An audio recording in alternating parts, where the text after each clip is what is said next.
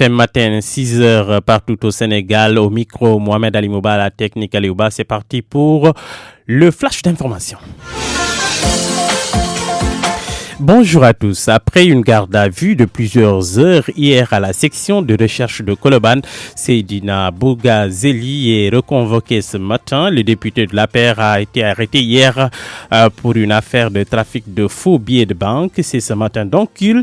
doit faire face aux enquêteurs, nous dit Papes Diba. Bougazeli repasse ce matin devant les gendarmes de la section de recherche après son premier passage à Colobane dans toute l'après-midi d'hier. Il avait auparavant été cueilli chez lui à Guédiawaye. Le député est impliqué dans une affaire de trafic de faux billets de banque, mais il a fallu pour les gendarmes user d'astuces pour faire tomber le parlementaire apériste, celui-ci croyant avoir réalisé une grosse affaire avec la commande de faux billets à lui demander par un homme qui se trouve être un gendarme. Erreur pour Bougazeli, puisqu'en se mettant à réaliser l'opération, il venait de tomber dans le piège. Mais d'après nos informations, Seydina Fall Bougazeli n'est pas seul dans cette affaire, car 6 autres individus avaient été arrêtés quelques heures avant lui. Le montant des fausses coupures n'a cependant pas été révélé, même si le député avait par devers lui une grosse quantité. C'est dire que pendant que ses collègues de l'Assemblée nationale travaillaient en commission technique des finances, ce député qui se définit comme le Baïfal de Macky Sall travaillait pour ses propres finances. Merci. La prise en charge des victimes d'accidents. Le ministère de la Justice s'engage à l'accélération de la délivrance des procès-verbaux de constat. Une annonce faite par le garde des Sceaux lors d'une rencontre avec l'Association nationale des personnes accidentées et en handicap. Les deux parties ont lancé un message de sensibilisation en prélude au forum sur la sécurité routière prévu le 17 novembre prochain. Le ministre de la Justice garde des Sceaux déplore l'état vétuste de certains véhicules dans la circulation. Maître Elhaj Malik Sall appelle à la responsabilité de tous.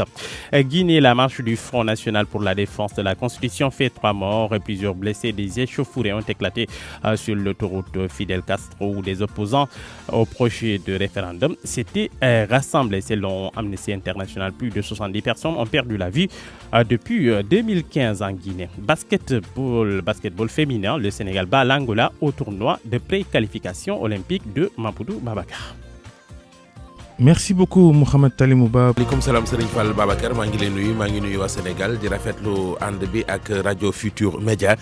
jukkib xabaaru suba si ñu doore koog lu soxal député bii di Seydina Fall Bougazeli gannaaw ci garde à vue bu mu nekkoon démb ca section recherche bu gendarmerie Colobane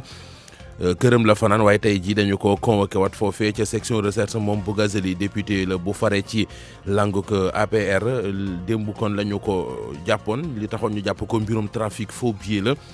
loolee kon ci suba gi ca lay wuy jiwaat fale nga xamante ne ji moo di enquêteur yu section recherche yu gendarmerie Colobane leerali Papes Diba. Bougazeli nar a taxawaat ci kanam gendarme yu section recherche ginnaaw buñ ko fa yendalee démb ci ngoon gi lépp balaa loolu dañ ko jàppoon ca këram ca Guédiawaye moom député Seydina Fall Bougazeli ñu tuumal ko ñu ne dafa dugal loxoom ci wàllu faux billet ak def trafic waaye gendarme yi ko jàpp nag ngir ñu am ci lu leer dañ ko tegal piège dañ ko woo ne ko dañu soxla commande faux billet moom xamul ne kaka woo ab gendarme la mu yaakaar ne dal na ci kaañ bëgg a defar mbir mi mu nekk erreur ngir moom nag ndax ci booba lañ ko jàpp waaye nag suñuy xibaar lum ñu xamal mooy Seydina Fall Bougazeli nekkul moom rek moo bokk ci mbir mi ndax am na lu toll ci juróom benn nit yi nga xam ne ni ñoom lañ njëkkoon jàpp sax ci mbir mi balaa ñuy jàpp Bougazeli faux billets yi nag nu mu toll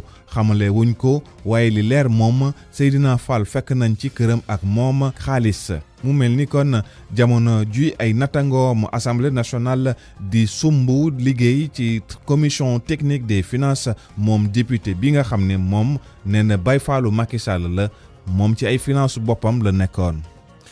Papes Diba leneen ci jukkib xabaaru suba si bokk na ci ñi nga xamante ne ji dañoo amee accident ba loru ci moo xam ñu jëlee ci laago wala lu ni mel taxawoo gi war ci ñoom loolee kon ministère de la justice dogu na ci ne dana fexe ba bu accident amatee lii di procès verbal yi de constat yi ñu daal di koy def ci ni mu gën a gaawee bu ko defee ñu topp mbir yi bokkuñ ci war a taxaw ñu taxawu la moom ministre de la justice garde des sceaux moom moo ko xamle naka démb bi muy gisee ak kuréel gi jabootee ñi accidenté ak ñi nga xamante ne ji ci laago la ñu jëlee ci accident la ñu jëlee kon laago mu di association nationale des personnes accidentées vivant avec un handicap ñoom ñu taxaw nag ci gën a sensibiliser askan wi ngir ñu moytu tey talibeeg jéyee ji ci yem lépp rek jëm ci waajal ndaje mi nga xam ne ñi ngi koy def te mu tënku ci kaaraange gi war ci kaw tali bi di forum sécurité routière ci pàttali fukki fan ak juróom-ñaar ci weeru novembre gi ñu nekk kon ca lay doon leneen ci jukkib xabaar yi réewum Guinée ak doxub ñaxtu bi nga xam ne kuréel gi di Front national pour la défense de la constitution doon nañ ko amal naka démb yëfee nag ci jëyee la mujj ndax am na ñetti nit ñu ca faatu am na it ñu bëri ñoo xamante ne ji fal ñu jéggal ma am na it ñu bëri ñoo xamante ne ji kon jëlee nañ ci ay gaañu-gaañu jeexale ak wàllu tàggat yaram basket ci jigéen ñi Sénégal dafa duuma Angola loolee mu tënku ci tournoi préqualification olympique ba ñuy basket ca Maputo sëñ Fall Babacar